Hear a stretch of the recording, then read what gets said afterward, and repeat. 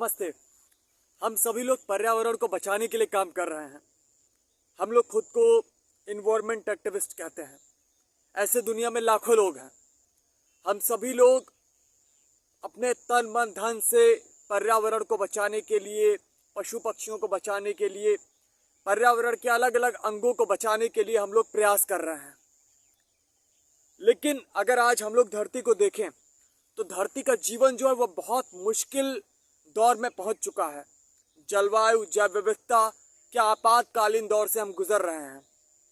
धरती पर जीवन का जो अलग अलग फाउंडेशन है वो लगभग हिलने की कगार पर है। ऐसे में वैज्ञानिक बता रहे हैं कि अब हमने जो डैमेज ऑलरेडी कर दिया है ये वापस रिवर्स हो नहीं सकता और इसके विनाशकारी प्रभावों से हम बच नहीं पाएंगे। और उसके बावजूद अगर आज अभी हम लोग अपने प्रजाति का हाल देखें तो हम लोग अभी भी सुधरे नहीं हैं। विकास के नाम पर हम लोग लगातार अपनी विनाशकारी जो कार्य हैं उनको बढ़ाते जा रहे हैं। लगातार हम रुकने वाले नहीं दिख रहे हैं। हम लगातार सब कुछ तहस नहस करने के लिए आगे बढ़ रहे हैं। अलग अलग देश अपनी जीडीपी को बढ़ाने के लिए, ज़्यादा उत्पादन के लिए हर तरीके से प्रकृति को पूरी तरह से नोच घसोट रहे हैं। तो कुल मिलाकर साफ साफ दिखाई दे रहा है कि अंत अब तय है। हमारी प्रजाति का, बहुत सारी प्रजातियों का जाना तय है। धरती पर जीवन के सामने एक बहुत बड़ा अवरोध आना तय है। जैसे पिछले कई सारे महाविनाश धरती पर हुए हैं, जो मास एक्सटिंक्शन हुए हैं, फिर जब वो मास एक्सटिंक्शन हुए तो उसके कई हजार सालों तक, लाखों सालों तक जीवन की जो ये रफ्तार थी वो थोड़ी थम सी गई, काफ़ी हद तक थम सी गई। तो ये जो छठवां बड़ा विलुप्तीकरण चल रहा है हम इंसानों की वजह से जो शुरू हुआ है, ये भी जीवन के पहिए को काफ़ी ज़्यादा रोक देगा। तो आखिर फिर हम लोग क्यों पर्यावरण को बचाने के लिए इतना प्रयास कर रहे हैं? क्यों हम लोग अलग अलग प्रजातियों को बचाने के लिए, नदी तालाब को साफ रखने के लिए इतना प्रयास कर रहे हैं, जब आखिर सब कुछ खत्म हो ही जाना है? तो हमारे पर्यावरण को बचाने के प्रयासों का अर्थ ये बिल्कुल भी नहीं है कि हम अपनी प्रजाति को बचाएंगे। इसका अर्थ ये बिल्कुल भी नहीं है कि सब कुछ हम ठीक कर लेंगे।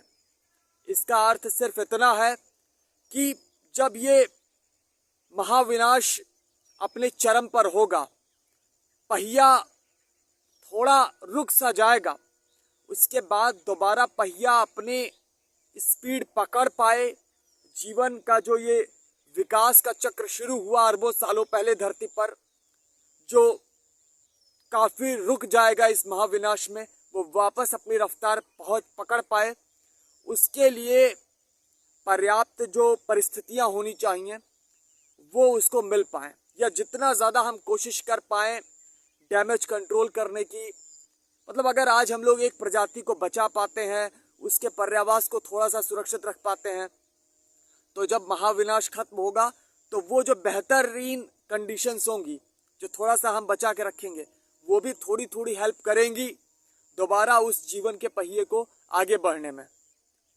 जो लाइफ ऑफ ट्री है,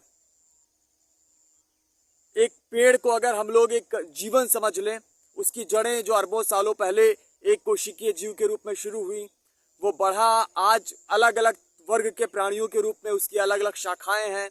उन शाखाओं से छोटी छोटी अलग अलग और शाखाएं निकली हैं जिनको हम प्रजातियां मान सकते हैं। उसमें अलग अलग और शाखाएं निकली हैं जिनको हम उप प्रजातियां मान सकते हैं। तो जीवन एक पूरा पेड़ का रूप ले चुका है। अब ये जो महाविनाश होगा इसमें पूरा पेड़ तो गिरेगा नहीं, लेकिन पेड़ की कई सारी शाखाएं जो हैं वो नष्ट हो जाएंगी। तो दोबारा जब महाविनाश खत्म हो तो वो शाखाएं आसानी से वापस उग पाएं। इसके लिए ज़रूरी है कि आज हम लोग जो हमारा विनाशकारी कार्य हो रहा है इंसानों का, उसमें थोड़ा सा डैमेज कंट्रोल का काम करें। और उसी डैमेज कंट्रोल को हम पर्यावरण संरक्षण अभियान कहते हैं। उसी डैमेज कंट्रोल को हम प्रजातियों को बचाने का, नदी तालाब को बचाने का, हवा को साफ रखने का, इन तरीके का अभियान कहते हैं।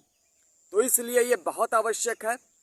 मतलब ये आवश्यक इसलिए नहीं है कि हम इंसानों को बचाएंगे, ये आवश्यक इसलिए है कि जो अरबों सालों पहले धरती पर जीवन शुरू हुआ था वो जीवन वापस अपनी रफ्तार पकड़ पाए हम इंसानों के जाने के बाद, उसके लिए ज़रूरी है।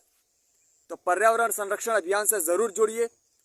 बात सिर्फ हमारी नहीं है, बात सिर्फ हमारे प्रजाति के नहीं है, बात इस धरती पर जीवन की है जिसकी उम्र अरबों साल पुरानी है।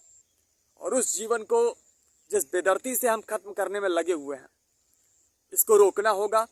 इस जीवन की उम्र और लंबी होनी चाहिए, इसको आगे बढ़ना चाहिए। ये जो विविधता है जीवों की, इसको लगातार फलना फूलना चाहिए। इस पर जो रोक लगी है उसमें थोड़ा सा हमें मदद करने का प्रयास करना चाहिए। धन्यवाद।